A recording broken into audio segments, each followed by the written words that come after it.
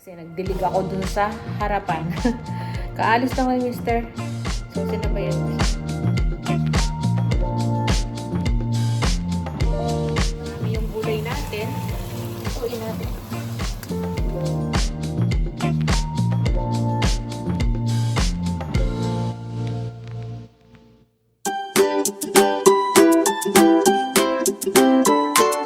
Hello, kabayan! Always think positive! Hello! Good morning! Ayan. Papapasok ko lang dito sa bahay. Kasi nagdilig ako dun sa harapan. Kaalis lang kay mister. So, sinabayan ko siya habang paalis siya. Ako naman nagdilig ako. Kasi kahapon di ako nakapagdilig dahil sobrang init din kahapon eh. Tapos, si panganay maagang umalis. Tingnan niyo yung weather ngayon maganda. Ayan o. Medyo makulimlim siya. Ewan ko lang hanggang mamaya kung ganyan pa rin. Sana wag nang tumaas yung temp para mapahinga naman yung mga halaman ko. Nasusunog na yung mga dahon. Naluluto. Yung mga kalamansi nga, ang agang nadilaw. Diba? Napakita ko na sa inyo yung mga namatay kong mga halaman. Hindi kinakaya yung yung init dito. Sobra nga namang init.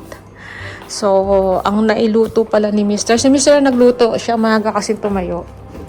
Ayan, may tira pa palang hotdog. Yan daw ang baon nilang hotdog. Tsaka yung siomay. Kasi hindi ako nakapagluto ng ulam. Ito yung nailuto ko kasi siomay kagabi. Yan ang dinner namin. Ayan.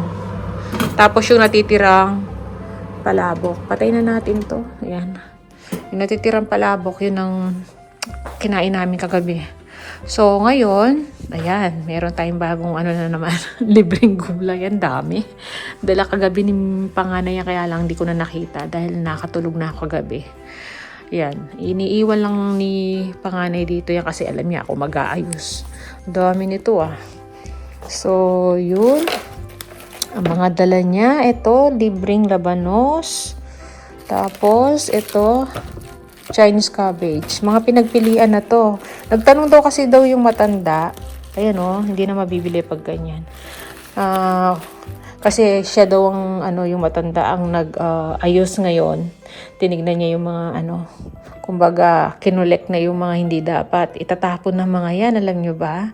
Kaya tinanong ng matanda, sinong gustong magdala? So, siguro may nagdala rin sa mga kasamahan ni panganay. Tapos siya, sinabi niya, sabi niya magdadala daw siya ng mga ilan. Ito yung nakuha niya.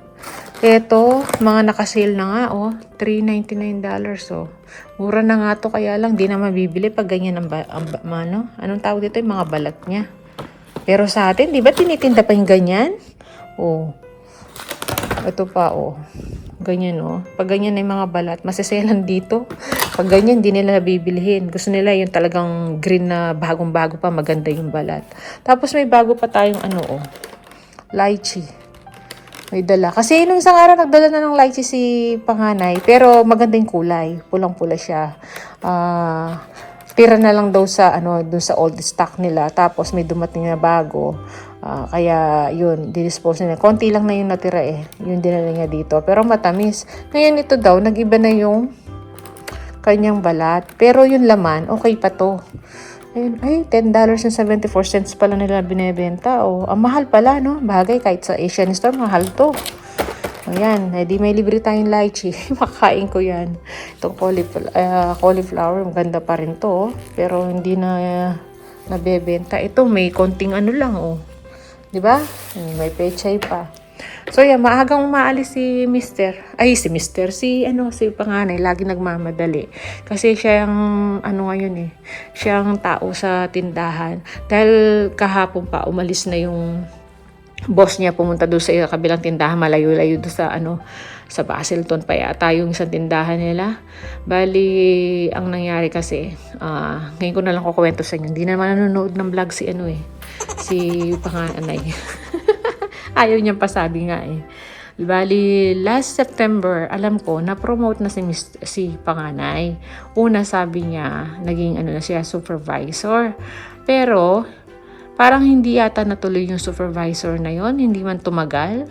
Naging na pala siya. Nung by October, ayun, may pinirmahan siya, may kinukwento niya sa amin. inalukan siya ng maging assistant manager. So yun, tinanggap na niya ata niya. Bali, 1 buwan din niya pinag-isipan niya kung tatanggapin niya. Kasi ayaw niya mga obligasyon nga. Kasi si panganay, ayaw niya nape-pressure din eh. So, meron silang deal naman ng boss niya. So, pumayag naman yung boss niya kung ano yung hiningi ni panganay. Kung ano, yun, tinanggap niya yung subukan daw niya. Ayan. Kaya, ayaw niya nga pasabi eh. Kaya hindi naman nanonood ng vlog ko yun. Kaya secret lock natin, sa atin lang. Yun, na-promote na si panganay. Assistant manager na siya. Kaya siya nagmamanage sa isang tindahan dito. Bali, ngayon, maaga siyang pumasok. Hanggang dire-diretso. Wala siyang day off sa Monday kasi siya ang magtatao. Dahil nga nasa kabilang tindahan yung boss niya, tsaka yung anak ng boss niya. Bali siya, assistant manager siya. Yung isang manager, yung anak ng boss niya. Siyempre, ang pinaka-head na syempre yung boss niya, diba? Tapos yung anak, tapos siya. Kaya siya ngayon nagmamanage doon sa store, kaya maaga siyang pumapasok. Tapos may mga naman sila doon cashier, tapos yung may mga nag-aayos, may mga tao naman siya doon. So, hinabili na lang siya kung anong papagawa ni panganay. Tsaka si panganay, alam niyo ba, kahit na yun, tumutulong pa rin sa mga gawain yun. Kaya siguro nagustuhan siya. Tsaka pinagkakatiwalaan siya ng boss niya. Nakita yung kasipagan ni panganay. Kaya nakakatuwa naman. Sabi ko sa kanya, huwag niya sisirain yung pagtitiwala sa kanya ng binigay na tiwala sa kanya ng boss niya.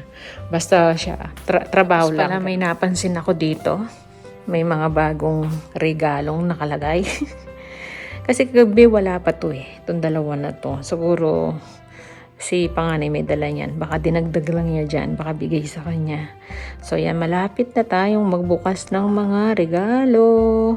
Pero parang si Mr. wala pang ilalagay dyan. Kami kompleto na. Diba? Siya nga pala, nagpalit na pala ako ng kurtina. Tsaka ayun. Sayang hindi ko na isama nung nag-tour tayo dito, 'di ba? Mga decoration natin. Kasi pinaplansya pa kasi tong red and brown na kurtina na to dahil nga lukot. Pero lukot pa rin. Plansya ko na lukot pa rin. Mahirap yung pangit yung tela niya. Yung binili ko sa IKEA yan eh. Pero itong mga beige na to, itong 4 sa spotlight. Maganda yung tela nila. Kahit hindi mo paplansyahin siya. Ganyan pa rin. Kahit laban mo. Ayan, ganyan pa rin. Kaya pala nagpalit ako ng kurtina. Kasi ilang araw na ako naiinitan dito kapag tumatagos yung araw dito. Yung init. Kasi manipis yung nakasabit dito, diba? Yung dating kurtina. So, ayun.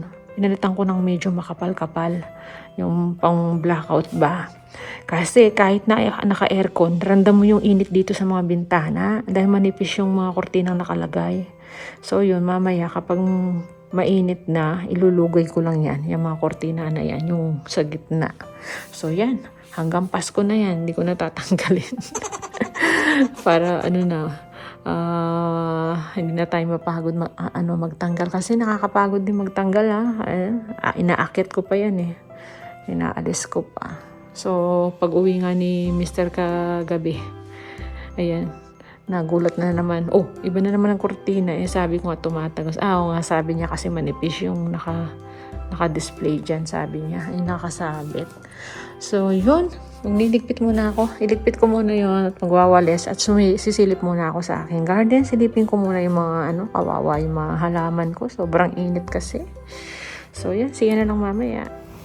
So, yan. Nung umpisahan ko na yung niluluto ko. Yung baboy na nabili ni panganay. Nakita ko sa chili na sayang. Naka-reduce na yung nito. Yung presyo. Kaya pala binili niya. Ang sasahog na lang natin. Sasahog ko sa sa mga gulay. Yan. Gigisa natin. Tapos, dagdagan natin ng hipon. Yung maliliit. Yung luto na. Frozen pa nga, Nakapagugas na ako ng plato. Tapos, yung isda. Ngayon ko pa lang nilalabas yung isda. Binabaran ko, ayan. Hindi ko kasi alam na lulutuin ko ngayon nakita ko, ayan, marami yung gulay natin. Lutuin natin.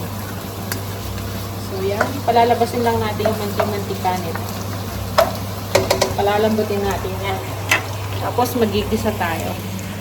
Hindi pa ako nakakalabas nito. Hindi pa ako nakakapunta sa garden. Meron pa nga pala akong kukusutin yung uniform ni panganay. Kasi may pasok siya bukas Sunday hanggang Monday, Tuesday ata. Wala siyang day off. Ang day off niya pa Wednesday ata.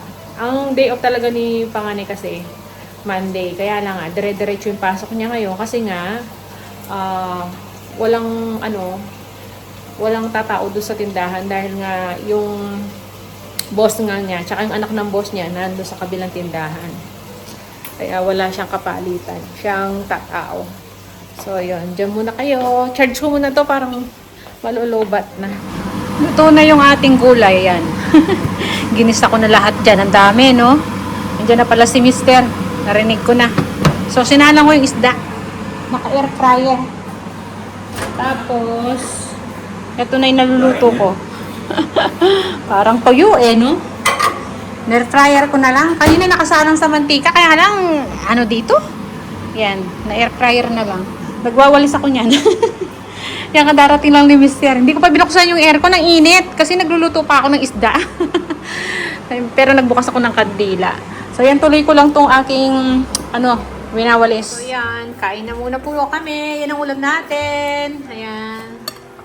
So, kain muna po kami.